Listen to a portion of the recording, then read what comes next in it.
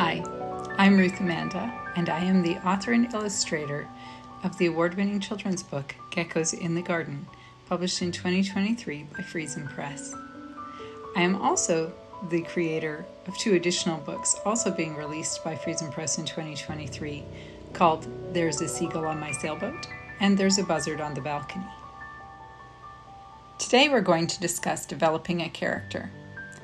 To me, there are 4 key steps in developing the character. 1 is creating a profile. 2 is picking a name. 3 is giving them a little mojo. And 4 is actually becoming friends with your character, or characters, plural. Little kids like friends. So we're doing this from the perspective of a children's book. And you might think, I'm writing a children's book and I have a brilliant story, but there's only one story. That's what you think now. But if you do this story correctly, you're going to find parents and readers, teachers, librarians going, do you have more adventures from this little team of yours? Because streaming giants like, let's say they'll go unnamed, but they start with N and end in X, or they start with AP and end in I'm. You know who you are.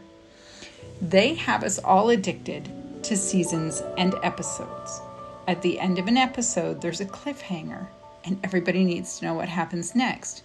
You might think you brought your book to an end, but every 5-year-old knows. When I go to bed, I'm waking up tomorrow morning, and I'm still going to be here. I'm going to do something else. Why wouldn't the character in my favorite book do that? So, that brings us to step 1. Step 1 is creating a character profile.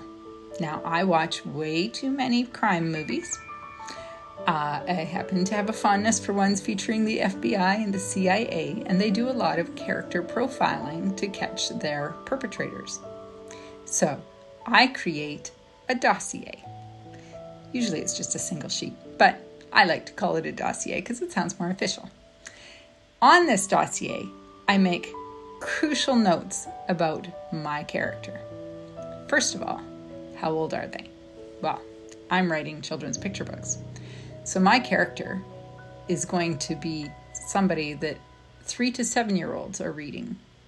So pick a median age. I'm going to make my character 5 years old. Is it a boy? Is it a girl? Is it a dinosaur? Well, for argument's sake today, I'm going to make it a boy. What does my boy look like? Well, I'm going to pick on my nephew, Ben. He has shocks of red hair, loads of curls, tons of freckles, eats like a gannet, which if you don't know what that is, it's a bird that eats a lot.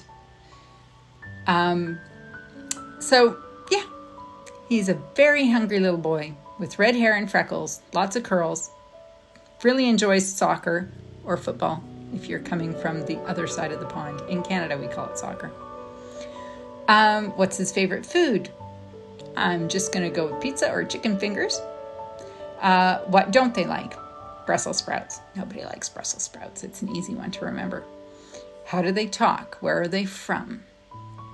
If your character is from the South, they're going to have certain mannerisms. They might say y'all. You don't know. If they're from Canada, maybe they say a at the end of every sentence. If they're English, they probably speak a little more properly and enunciate things, and they would use completely different words than they would if they were raised in North America, where we are exposed to American television. So, you need to kind of keep these things in mind. Where is your book placed? Where is your character from? Did he just move from another country and that's why things are new and unusual for him? These are all things you want to write down in your dossier. Step 2. We need to pick a name. So the name needs to match your character's personality. If they're outgoing, they need something kind of punchy and fun. If they're quiet, then you might want something a little more traditional or old-fashioned. Like for little boys, that might be Winston or Moses. If they're really active and adventuresome like Ben is, then they might have a little bit more of a punchy name. I'm going to go with Billy Bob.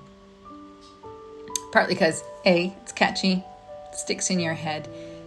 And it has alliteration. Alliteration is great, right? Marilyn Monroe, Mad Max, Billy Bob, you get the picture. So you want to pick a name that suits your character's personality. Does it sound fun? Does it sound quirky? If they're from another country, you might want to look up in a baby name book.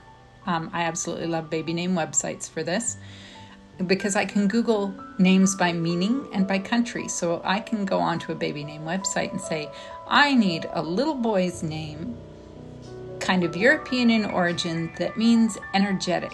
And it will come up with proposed names. So that's a good way to do it. Now, next thing, you want to give your character in step 3 their little bit of mojo. So you want them to have a little swag. What are they wearing? Do they have a distinguishing feature like Harry Potter's lightning scar on his forehead? Do they wear glasses? Do they have a backpack that carries all of their daily essentials? Do they have a tablet or a phone? That might seem trendy to us now and would date the book, but then I still read books that were written well before I was born, like Little Women, and the trends that they have in those books don't count anymore. So you want to pick and choose. How do they dress? Sporty kid is probably wearing sneakers or trainers on his feet. Maybe he always wears sweatpants because they're comfortable. If it's a little girl and she's obsessed with dance, she might wear a tutu everywhere she goes. That could be part of her swag. And then last but not least, we need to give them friends. Who are they interacting with in the story? Who doesn't take their friends on an adventure? You tell me that you do not have a friend that you call even just to go out for coffee. There will always be friends. That sidekick can be a pet. It can be a stuffed toy.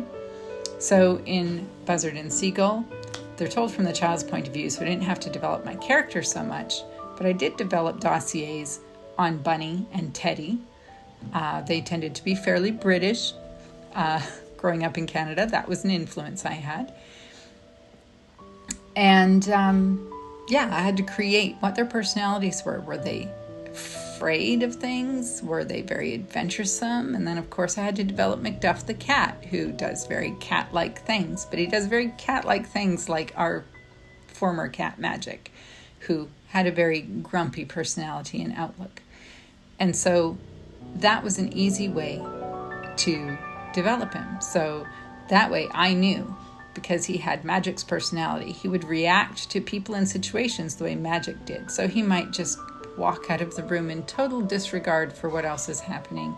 He might be, bored and licking his paws while everybody else is really excited by the happenings in the story. Bunny and Teddy are right there in the thick of it, and they are, passing the cakes to the buzzard, and they are pulling the sheets, the ropes for the sailboat. So it's knowing how each of your characters is going to react and how they will interact with each other. That is important. So in the 4 steps to recap, you're going to create a character profile. You are going to select a name. You are going to decide what sort of things they wear and carry. And then you are going to give them friends. And those, to me, are the 4 key steps in developing the characters for your book.